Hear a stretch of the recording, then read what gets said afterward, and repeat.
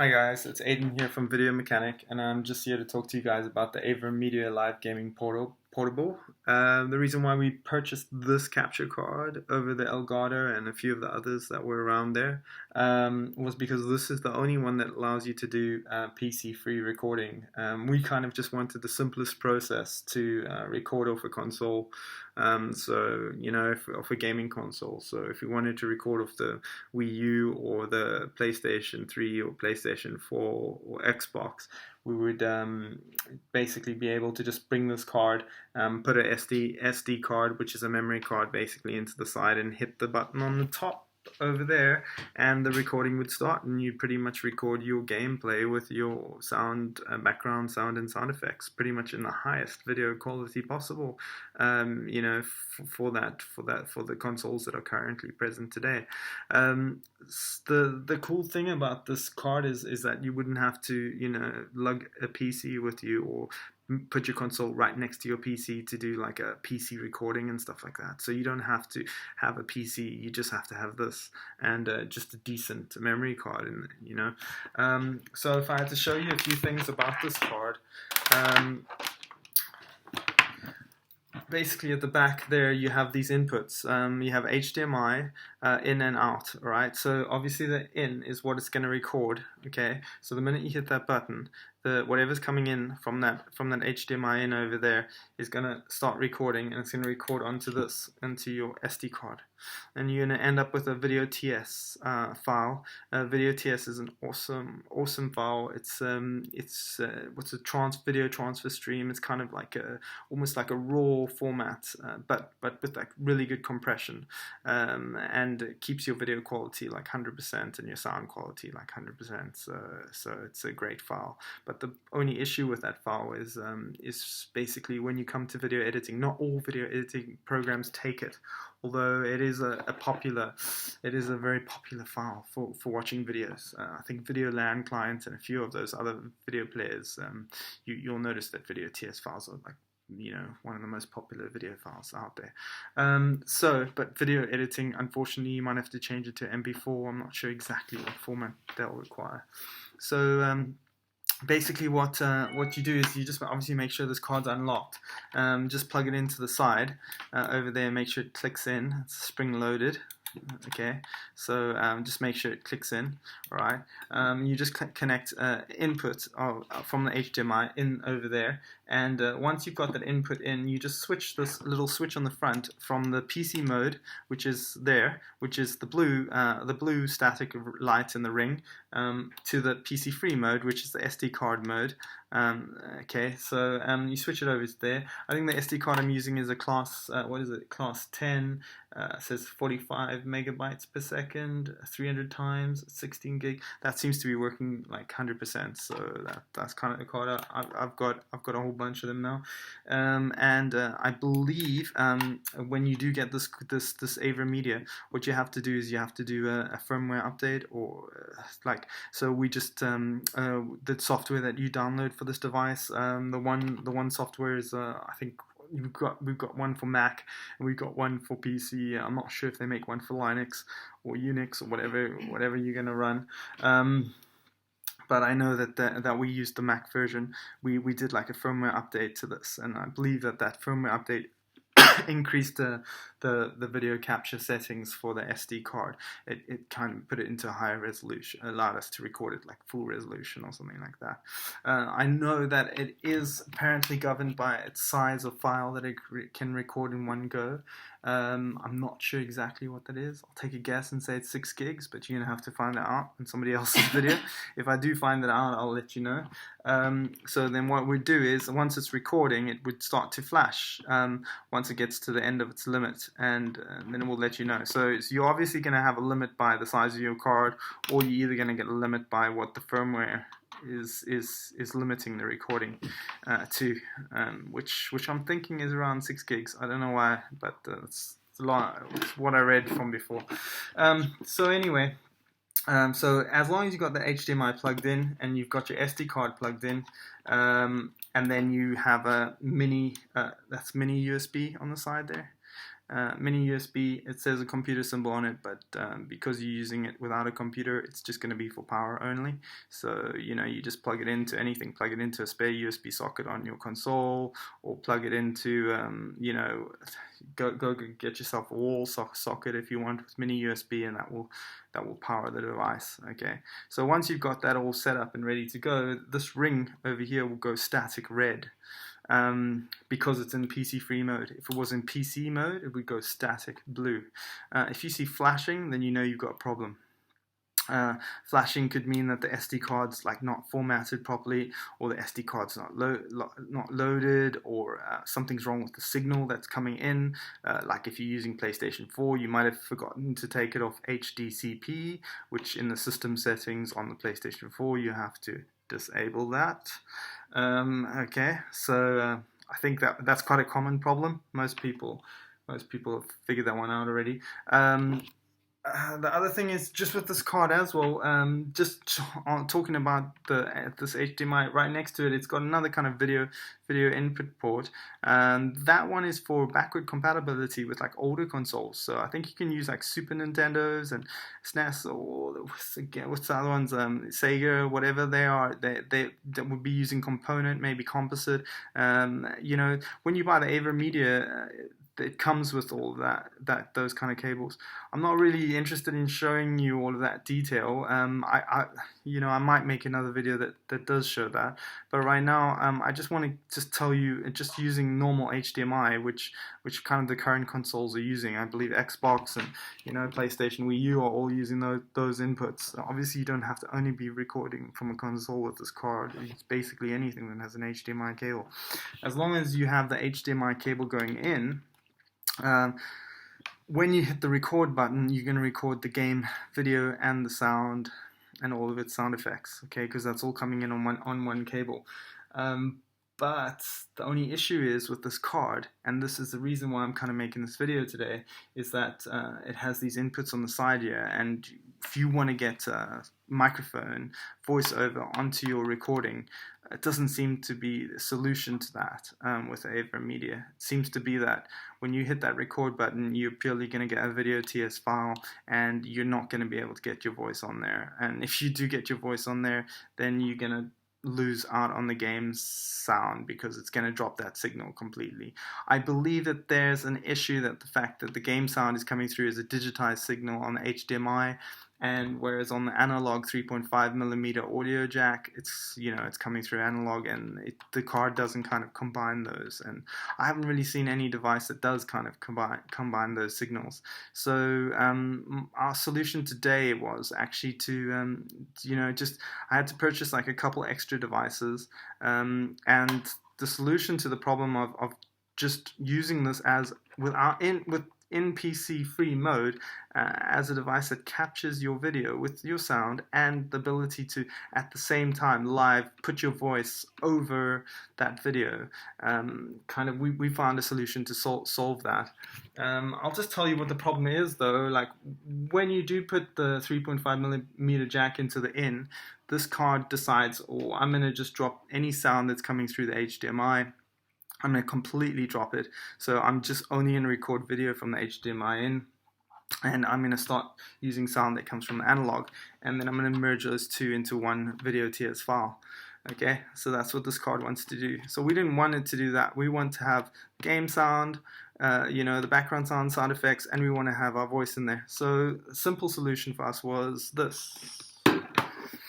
Alright, so we started off by having to purchase this device over there, which it may not be necessary, but for our setup with our TV the way it was and stuff like that, it was required. It was something that we needed. It's an HDMI splitter. Basically, one cable coming out of your PlayStation. So this cable is coming out of the PlayStation into the splitter and splitting it into two. Alright, so the signal's coming into two separate wires. Alright, generally the way you'd hook up your Avermedia is you'd have the one cable coming out of the PlayStation, and then that would go into the in port on the Avermedia, and on your output that would go to your TV. Now we didn't want it to do it like that, because we need to get the sound out of the TV. That's what we needed to do to actually get our thing to work, because the second device we bought was this mixer. This is a really cool little mixer. It's a tiny little one. It has 4 input ports. They're all full-size jacks. Level 1 over there obviously is your sound level for input 1 and 2 and 3, and then it pushes them all out together out of one 3.5mm stereo. So the kind of thing that we wanted to do was, well, we first got these converters, which that's mono out. Okay, so we mono to stereo, so that's a mono out to stereo. So we first put that in the output, and these two, I'm going to put this one on the input over here, and that one, because we're not using full-size jacks, so we had to get these adapters. We just bought like a 5-pack. It was pretty cheap. Just so you know, the actual mixer we're using is a Micromix MX400. It's a Behringer, and we chose this one just price-wise, and it seemed like it was decent quality. I believe it's German or made in Germany or something like that. So we hope that's made in China. But anyway, it's supposed to be some German product, and it's supposed to be like, decent. It's not probably gonna last at least 3 years. So we got that, and we paid about £8 for it. I think you can get on Amazon for about £10. So if that's something you need, you can get that. Then we got the splitter. The splitter, I'm not sure how much it was. I believe it was under £7. Alright, so that's just 1 input to 2 out. Okay, so that's the splitter we used. Also, just, I don't know what brand it is, but it seems pretty decent. It seems like a good splitter. I heard if you just read some of the reviews, because some people say like, oh, you suddenly get like it drops off on one of the connections. This one seemed to be pretty good, so we stuck with it. Okay, so what we're gonna do is instead of taking the sound that instead of putting the output cable, at least the HDMI output cable on the Avermedia over here, what we're going to do is we're going to run the setup like this. So I'll just show you now. Basically, one of the cables that is coming out of the splitter, I'm going to pop it into the HDMI input. So now the card is pretty much ready to start recording signal that's coming from the PlayStation. So that's it. As long as it's got a memory card in, and as long as the card has some power on that mini USB that I showed you, this thing should be ready to go. The fact that that's a PlayStation 4, you need to have HDCP in the system settings disabled. Okay, so that would be ready for recording, and you would pretty much do recording with full like quality video and game sound, but you won't be able to get a voiceover in there. So the solution that you'd think to get a voiceover in would be to put your microphone input into the in port like that. So now, logically, most people who buy this card would probably think that, oh well, I've got my game sound coming in on my HDMI port and all my sound effects and my video, and now I've got a separate cable that's running to my mic, which will allow me to actually record my voice at the same time. Unfortunately, this video card kind of only accepts the one or the other, and it seems to give preference to the 3.5mm jack, and the minute that thing has been plugged into the in, it drops the audio from the HDMI. So purely just record signal. So right now, if I wasn't talking, you would just have the game video with no sound recording. And then when you switch your mic on the other end of this cable and start talking, you'd have your microphone coming through with no game sound. Okay, so what we wanted to do was obviously to have both running at the same time. We want you to hear what's going on in the game as well as the commentary. So what we did, we just used the splitter, and we basically took the spare cable coming out of the splitter and plugged that into the television. So we plug that spare cable into the television. Once it's in your TV, most TVs have an output for 3.5mm for headphones, so most TVs have that option. So as long as you got your volume on a decent setting on your TV, you know, put on like whatever 20 out of 100 or something like 30 out of 100. I don't know, whatever you need, whatever your decent setting for your volume is. It doesn't really matter too much because you can adjust your volume on this.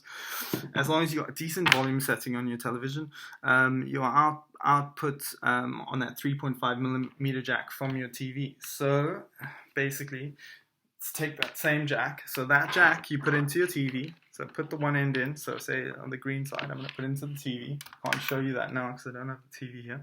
And then the other side that's left over, just put it into your inputs on your secondary input or your primary, whatever you want, whichever you want.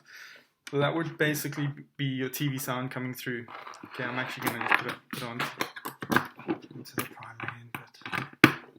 So that's your TV sound coming through. You can adjust the audio over there, so adjust it to how you want.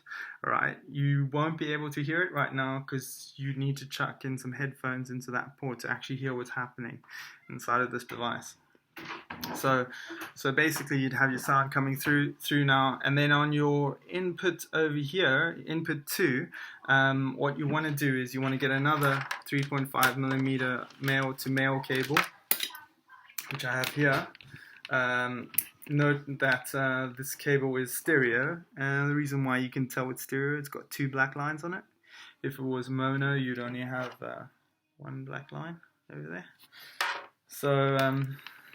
So basically what you do is you just plug that into the input over there and take the other end, put it into that jack, or I've already got a jack in, and put that into the output. So currently with the setup as it is, I can now, I can't control the output volume because as you notice there's only input volumes that I can control, and obviously controlling the input volume is controlling the output volume. So what I'm going to do is I would find the perfect setting for input 1 and input 2 over here. Find like the perfect setting that I need for input 1 and input 2. And input 2 over there, you would have your microphone. So you simply just plug your mic in there, and that would pretty much be your Avermedia ready to go. So with those pieces of equipment, you'd have it ready to record. So what we'd do this time is you'd see the static red.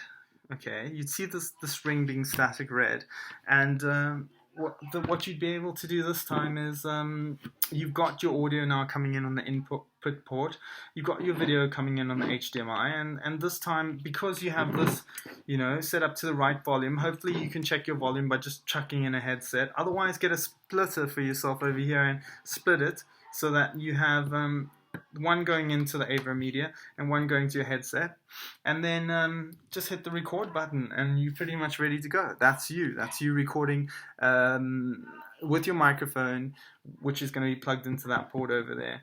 You're recording, you know, you're recording audio over your gameplay. So that's a simple solution. I hope that's helped you. I'll try and do a better review of this. I know I've probably made it a bit complicated and stuff. I'll try simplify it next time around, but for my first recording, this is it. I'll upload it and I'm going to attempt another one later. So thank you for watching.